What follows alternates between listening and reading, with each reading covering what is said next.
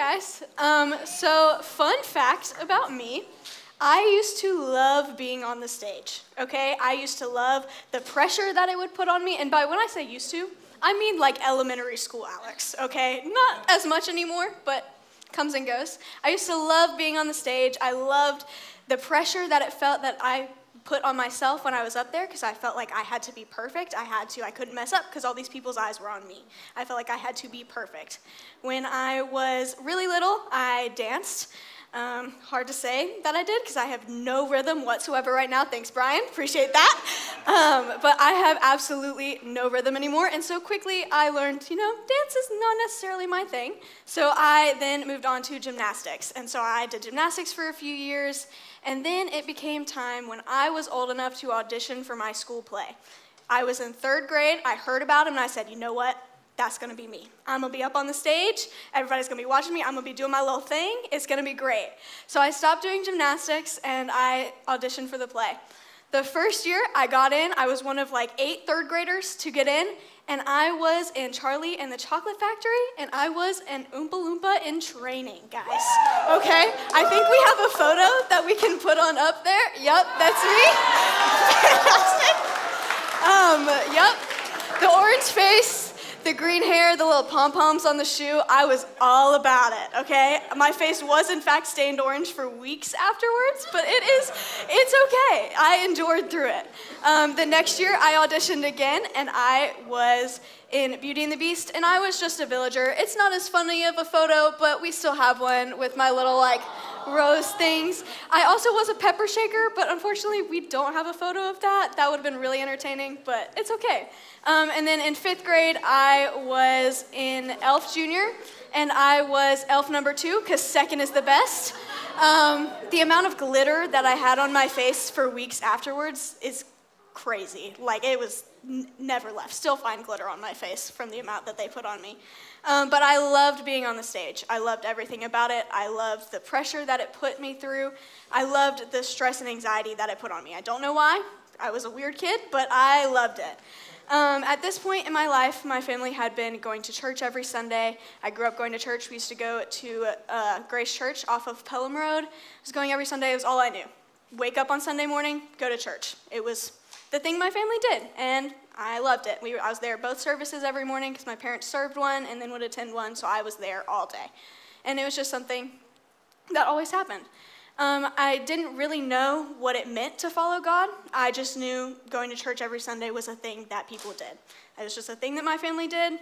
I didn't know, hey, this is more than just learning about a big old book that has 66 chapters in it. This is more than just learning about this guy who lived however many years ago who died and came back to life. I didn't know what it meant to really follow God. Eventually, at the end of my 5th grade year, my family was like, you know what, I think it's time for a change, and we decided to switch churches. There was a big season where we were in and out of a bunch of different churches. Some Sundays we were at church, some Sundays we weren't. Sometimes when we were trying new churches, my brother and I would love it, my parents not as much, or vice versa. And so there were a period of a few months where we were just kind of in and out of churches, and it wasn't very constant. After that, my family, after a few months of doing it, it was kind of end of July, we eventually were like, hey, let's go try out that church that's 5 minutes down the road from our house that we pass by every time we go find these other churches. Let's just go try that one out. Just give it a shot.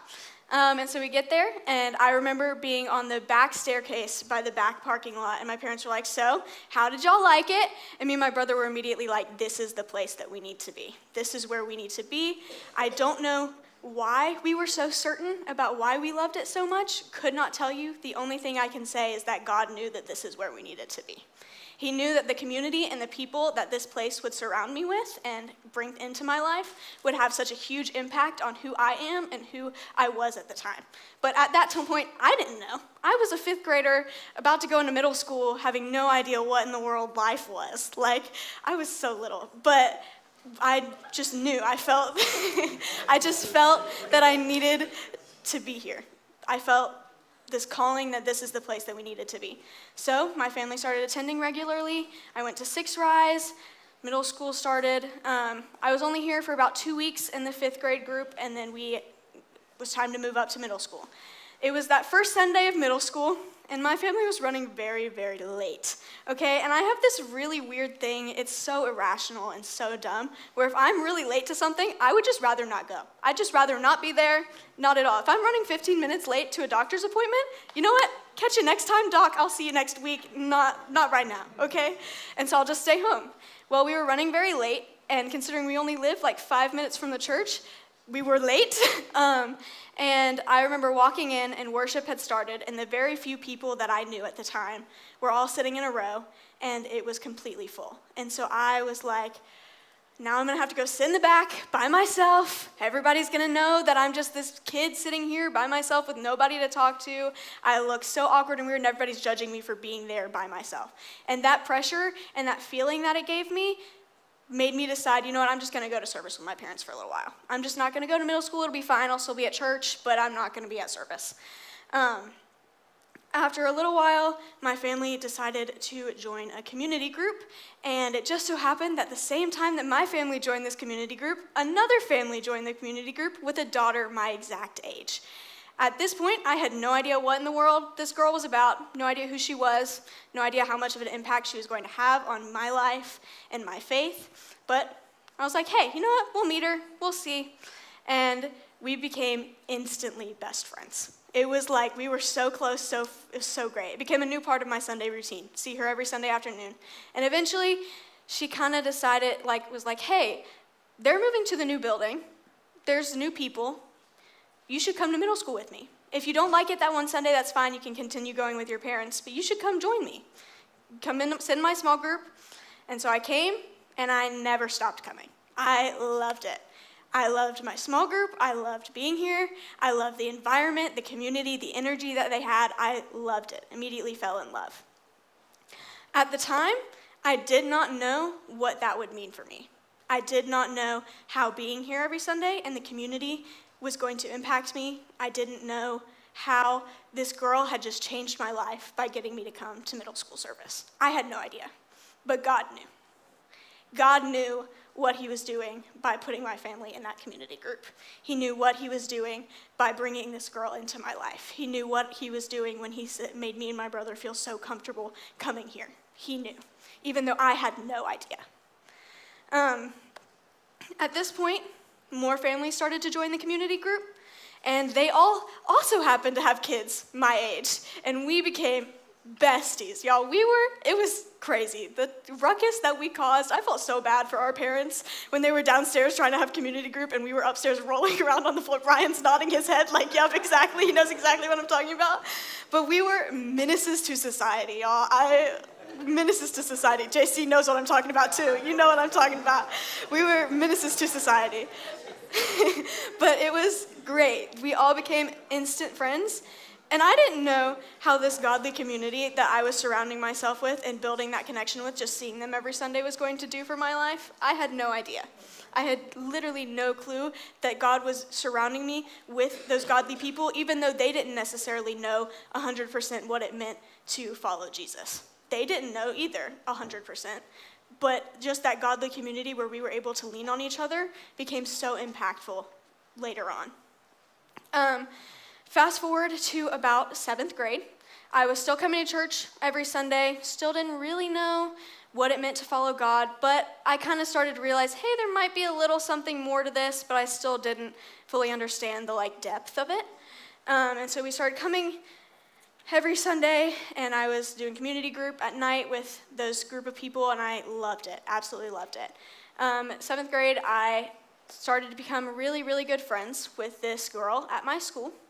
And we became friends really, really quickly, and we were best friends. I put so much of my identity of who I was and how I acted into that friendship, even though I didn't realize it at the time. My whole being was our friendship. I did stuff to please her and to grow our friendship and nothing else. It was like that was my whole life. My whole identity and my whole being was her and our friendship. I still was coming to church every Sunday, though, so this friendship, she came with me every now and then, but I still very much all of my identity was in her and how she affected my life. She was also not necessarily the best influence for me. Not necessarily like in a way that some of y'all might be thinking with like drugs and alcohol, but it was more personality-wise. We were just mean. We were awful to people for absolutely no reason, okay? We would judge people every time we went out. It was the thing that we did, and we bonded over it. I don't know why in the world I didn't see a problem with that at the time, but I was so engulfed in this person and this friendship that I didn't care who I hurt along the way as long as I was still friends with her. That was all I cared about, was being friends with her. I don't know if any of y'all have ever had a friendship like that in your life, where it's like all you do is to try and please this person, or maybe it's not necessarily a friend, maybe it's a significant other, or maybe it's a family member. You feel like you are constantly trying to please this person, and you're putting all of your being and yourself into them. Because she was that person for me. Fast forward a little bit towards the end of my 8th grade year. I was still really good friends with this girl. We were still going really strong, best friends, and I was still, all of my identity was in her, if not more so, because I had been friends with her for 2 years at this point. I was still going to community group every Sunday night, still hanging with the buddies from church, but it was like I was a completely different person when I was with them. When I was with them, I was so different, and it was almost like I was playing this part just like I used to do on the stage in elementary school. It was like I was playing this completely different person around these group of people than I was the rest of the week. And I don't know how much of them caught on to that fact, but I knew. I knew I was different around them than I was around her, but I didn't care about it. I thought, it's fine. We all act differently around our friends. It's fine. End of 8th grade year, before the very beginning of that summer, me and this friend had a really, really bad falling out. It left me broken and shattered. I had no idea who I was because I had been living for her and that friendship for 2 years of my life, that I didn't know how to be my own person. I didn't know who I was without her there because I didn't know who God was. I didn't know who I was. I didn't know who he wanted me to be. I had no idea what my next step was because all of my friends were friends with her, and so we were all mutual friends, and they were all going to the same high school as her, whereas I was going to a completely different high school on the other side of town. And so when our friendship ended, they all kind of chose her side and kind of became friends with her and just kind of left me in the dust. I felt like I had absolutely nobody. I cried myself to sleep for 2 weeks because I had no idea who I was. Okay. I didn't know who I was. The only people I still had at that point were my church friends. My community group friends who I'd been hanging out for the past 3 years, they were the only people I had left in my life other than like my family. So naturally, I started to get excited to see them every week. It was like, okay, it's Sunday night. I get to go be with my best friends. I get to go hang out with my people. They're my besties. I'm going to go see them. And I'd get so excited. And I didn't realize how much that excitement and joy to just be at church every Sunday started to affect my faith and help me realize, like, okay, there's a little bit more going on here. I don't necessarily know who I am, but God knows who I am. He knows who I am. He knows who he wants me to be. He knows how he's going to use these people in my life to affect me as a person and to help me learn who I am and who God wants me to be. I never knew. At that time, I still didn't know who I was. I was starting to learn a little bit more about who God wanted me to be, so I started to kind of be like, okay, maybe I should act more nicely to people. Well, that summer, I was signed up for the Lexington mission trip, and for any of y'all who don't know what that is a mission trip our church goes on for the middle schoolers up to like sophomore year of high school down to Lexington, South Carolina, and you do work in the community, stuff like that for a week or so, and they have little services every night. Well, it was the night where everybody's all crying and praising the Lord and worshiping and having so much fun, and I just remember standing there being like, yo, they really care about this. Like, they really care about this Jesus person. They really care about this God person who I've been learning about for the past, few years of my life. Like, they really care about it. And so after service, Brentley and Dallas were like, okay, guys, we're going to have y'all break into small groups of about 2 or 3, And lo and behold, I end up in a group with Mr. Nicholas Leno over here. And I did not know this kid beforehand, no idea who he was. All I remember about him from that trip is he walked out on the very first night during a huge pillowcase where Haley Coppins ripped her pillowcase. Nick walks out with his big queen-size air mattress, ready to just whip us all, okay? That is the only thing I knew about him, is that he was ready to beat us all with that air mattress, okay? That is the only thing I knew about him, and so I'm in this group with him, don't really know him very well, and all of a sudden he just kind of starts crying. And my 8th grade brain was like, boys can cry? Like, I didn't know that was a thing that was, like, physically possible. Like, I knew, like, okay, my brothers cried a few times, but, like, it didn't count in my brain. Like, brothers crying, that doesn't count, okay? But he just started crying and weeping in dear adoration for the Lord. And I remember sitting there like, what in the world is happening? Like, why is he crying? I don't know this kid. He's crying in front of me. Like, what is happening? But it was that night that I started to realize, okay, this is so much more than what I thought it was. This is so much more than what I had believed it was. It's so much more than just reading this book. It's so much more than just learning about this guy. It's about building your relationship with the Lord and his drive for you and you wanting to earn his love and stuff, because you don't have to earn it. He knows everything about you, and he still chooses to care for you. He still chooses to say, hey, I want to be in your life. Even though you don't know who you are, he knows who you are. He knows everything that's going on in your brain. He knows everything about you. He knows you. Whether you want him to or not, he knows you. Okay? He knows who you are, and he cares about you deeply. So everything kind of started to click. I started understanding what they were talking about at church every Sunday. I started to pursue my relationship with the Lord and pursue that friendship and build that relationship with him. I continued to do that. We're going to fast forward a little bit now to sophomore year. At this point, I had started leading a small group of 8th grade girls who are now sophomores now, and that blows my mind to this day still. I love you guys. But I had started leading them, and I was very much pursuing my faith. At that point, who I was my faith. My identity had kind of found itself to be, again, around God and around my faith, and I had kind of centered my life around it again. Well, sophomore year, very end of it, I became friends with this other girl. And when I say when we were friends, I mean we were like sisters. Like sisters. And I don't mean that in the silly, like, oh yeah, she's like my sister, he's like my brother kind of way. I mean she was legitimately like my sister. I've never had a sister, so she was it for me. She knew how much my faith meant to me.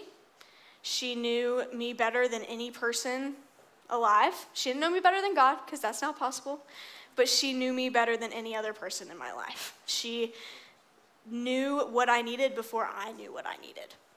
I don't know if y'all have ever had a person in your life like that, where they just know, like, hey, I don't know exactly what you're going through, but I know that you need me to be here with you right now.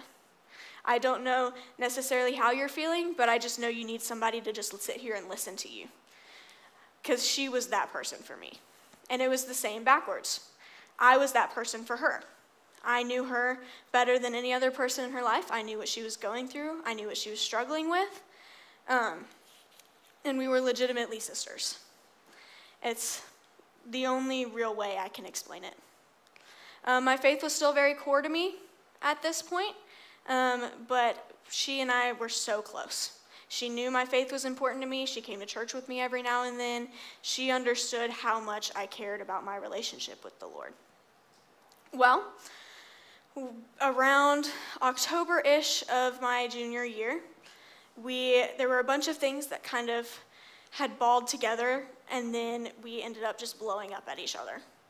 I remember this one particular night, I was staying at my grandparents' house after everything had blown up, and I remember sitting upstairs in their guest room just talking out loud with the Lord, being like, what do you want me to do? Like, how do I fix this?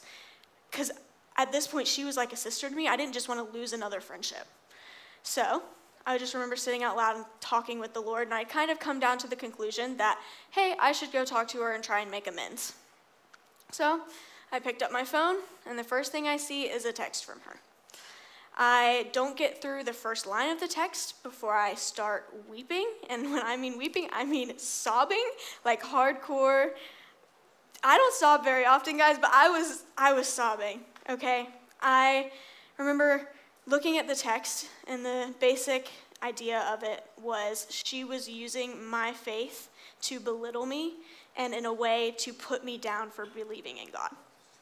And when I tell you, hearing that from the person that you thought knew you better than anybody else in the whole world, it breaks you. It tears you down to this little peg, and you're just like, hold on, I thought you knew that I cared about this a lot. Why are you going to go and say that this is bad? I didn't understand. My brain couldn't wrap my head around it. I felt so betrayed and so just confused and broken. I had no idea why in the world God was having her do this. I don't know why he was putting me there. I didn't understand any of it. I just remember sitting up there and just bawling.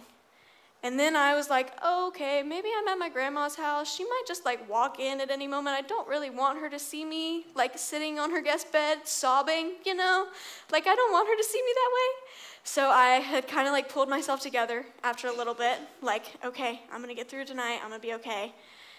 And then I hear her footsteps walking up the stairs. And have y'all ever had that moment where it's like you've been crying really, really hard, and you like walk out and you like know that there's people around, you walk out and you make eye contact with that one person, and it's like all you can do to stop but yourself from sobbing your eyes out all over again, like you hadn't just pulled yourself together? Well, that's exactly what happened the second my grandma opened the door. She opens the door, we make eye contact, and I just break down all over again. And I just remember her sitting down and just listening to me. She just listened to everything I had to say. She let me complain. She let me talk. She let me go through everything that I was feeling. And she helped talk through everything with me. And that conversation meant so much to me at the time. I didn't really know at the time how much this text was going to affect me in the long run. I didn't know how much it was going to affect my faith. I didn't know how much this one text from this one person who I thought knew me had affected my whole relationship with Christ. But for the next few months afterwards, I started to just feel something off. I didn't feel my heart was in church. I still came every week. I was still here, but I didn't feel like my heart was in it. I was here every week. My faith became very performance-based. I was so worried that people would see me sitting at church just kind of being so zoned out and so just unattentive that I was like, you know what, I'm going to take notes just because people are going to be seeing me. They're going to be watching. I need to look like I know what I'm doing. I need to look like my faith is intact. I need to look like I am this perfect picture of a Christian. I need to look like I have it all together, even though I did not. So that's what I did. Worship song would come on, and not really feeling it, but like, hey, I'll raise my hand. I'll act like I'm in it. And that's how my faith was for a good 3 or 4 months after that text. I don't know if y'all have ever felt that.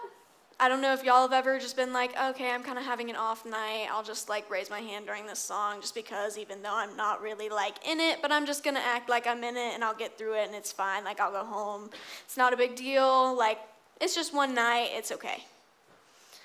Because I have a lot. At the time, I didn't really realize it though. I didn't know how performance-based my faith had been. I didn't realize that that's what it was. I didn't classify it as anything. I just kind of was like, meh, I'll just go through the motions. I'll just be there. I'll just do this. I'll say the right things. But I didn't realize how much I started doing it until Matt came up and gave his sermons on the practices of faith. And he talked about silence and solitude. And I was like, you know what? I could be silent. I can sit in my room and be quiet for a little while. I can just listen. I have listening ears. I can turn them on for a little bit. I can sit there and be quiet. So I did just that. I would sit in my room and be quiet for different amounts of time, depending on how much time I had. And every single time, there was one word that would pop up in my brain, and that word was baptism. Obviously, though, my brain immediately shot it down. I was like, nope, people are going to be watching, no, I've been leading a small group now for 2 years. People are going to judge me for not having been baptized. Even though I've been leading a small group, they're going to think, hey, her faith wasn't strong enough to be leading these group of girls. Her faith wasn't strong enough to be mentoring these people. So I immediately shot down the idea every single time. But eventually, after shooting that idea down, I started to realize, like, hey, why do I keep shooting it down so quickly? Why am I so quick to say no? And through that, I started to think through my faith for the last few months, and I started to realize, like, oh, okay, I've been doing a lot of my faith actions for how others view it. My faith had become very centered around how others viewed it instead of around how I viewed it. And instead of my relationship with God, it was viewed around how others viewed my relationship with God. So I said, you know what? I'm going to take a step. And for me, that next step was getting baptized. I thought this is going to be a way for me to publicly proclaim that I am going to believe in him. He knows me more than anybody else knows me, and I'm going to step in, and that is going to be my life. So I did that. I got baptized on May 22nd of last year. And I'd finally started to understand again that God knew who I was. He knew every time I raised my hand and didn't understand. Like, he knew every time I would raise my hand just to raise it. He knew whether I was doing it to worship him or if I was doing it to make others see that I was worshiping him. He knew me at my core. He knew my secret sins. He knew everything about me. He knows everything about me, and he knows everything about you. He knows who you are. He knows what you are struggling with. He knows what you are going through. He knows exactly how you are feeling in this exact moment. He knows every little thing that you're trying to hide from every single person in your life. He knows. He knows you. God knows who you are. He knows you better than anyone else, and he knows about the things that you are hiding. Maybe you're hiding them out of fear of judgment, that others are going to judge you for these different things. Maybe you're hiding because you just feel like, hey, I don't want to come to terms with the fact that I'm doing this, so I'm just going to keep it back here and not tell anybody about it. God already knows. Whether you're trying to hide it from him or not, he knows. He knows what you need, and he will consistently show up for you. He knows exactly how much you are trying to push him away, and he knows exactly how certain situations in your life are affecting you. I know this because in my life, there have been many situations where I have been hurt or I haven't known what to do, but God has brought me where I needed to be and placed that community around me and to help me get through it. He knows. He is consistently present in everyone's life, whether you are consistently reaching for him. A verse that has always stuck out to me, and one that I always remember whenever I'm struggling, is Hebrews chapter 13, verse 8. And it says, Jesus Christ is the same yesterday, today, and forever. This verse sticks out to me a lot because it shows how he is consistently there. He is consistently aware of everything that you are feeling. He is consistently aware of if you are reaching for him. He is consistently aware of everything. He is always aware of how you're struggling. He is always pursuing you, even if you aren't pursuing him. He always knows who you are, even if you don't even know who you are. He knows you so well that he is willing to leave the 99 to come chase down the one who runs away, even if that person isn't chasing him. He craves that relationship with you. He craves for you to know him as much as he knows you. I think that this is one of the most comforting things that I could ever hear. That God knows you. He knows who you are when you don't know who you are. The fact that he knows all of my faults and my flaws, he knows the kind of person I was, he knows everything that I've been through, he knows all the parts of my past, he knows everything about me, and yet he still says, hey, I want a relationship with you. I want you to know me and to crave to know me as much as I crave to know you. And I think that is insane. It's really comforting, just knowing the fact that he knows you and he wants you to know him. There are still days where I struggle with my identity and my worth and my performance-based faith. There's never a day where it's perfect. Doesn't happen. We all still struggle in our own ways. But every time I do, I always think back to Hebrews, and I always think back to this verse, and it's a little reminder to myself that, hey, he knows. He knows that you're not having a great faith day today. He knows, but he's still right there next to you. He's still saying, hey, I want to pursue this relationship with you. It's insanely comforting. It's one of my favorite things about the Lord is that he knows us. He knows each and every single one of you. He knows your hearts. He knows your passions. He knows your struggles. And he knows you. I'm going to close us all in prayer, and then the band is going to come back up. Dear Lord, I thank you for today. I thank you for letting me speak to all of these people and just getting to praise you, Lord, and share what you have taught me in my life. I thank you so much for knowing us and knowing our deepest hurts and our deepest struggles and just knowing who we are even if we don't know who we are. Lord, I thank you for everything that you have ever done for all of us in this room and what you are continuing to do in our lives even if we don't know what you're doing. In Jesus' name I pray, amen.